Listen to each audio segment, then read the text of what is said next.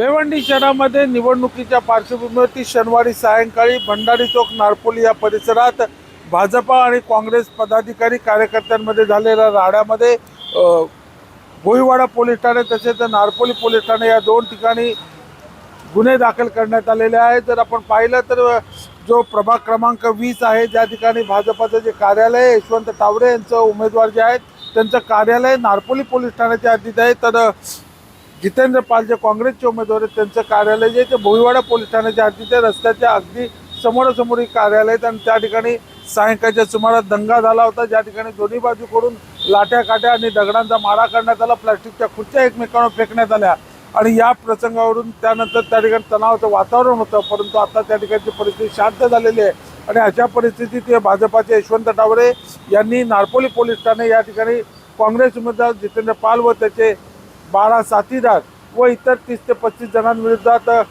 गुन्हा दाखल केलेला आहे। तर जितेंद्र पाल व वैशाली म्हात्रे या काँग्रेस उमेदवारांनी भोईवाडा पोलीस ठाणे या ठिकाणी यशवंत टावरे त्याचे 11 कुटुंबीय व इतर यांच्या विरोधात सुद्धा तशाच पद्धतीचा गुन्हा दाखल केलेला आहे। एकूणच जर आपण पाहिलं तर या राजकीय वादंगानंतर आता भंडारी चौक असेल नारपोली या परिसरामधील परिस्थिती निवळलेली असून त्या ठिकाणी मोठा असा पोलीस बंदोबस्त लावण्यात आलेला आहे। भिवंडीहून संजय भोईर, TV9 मराठी।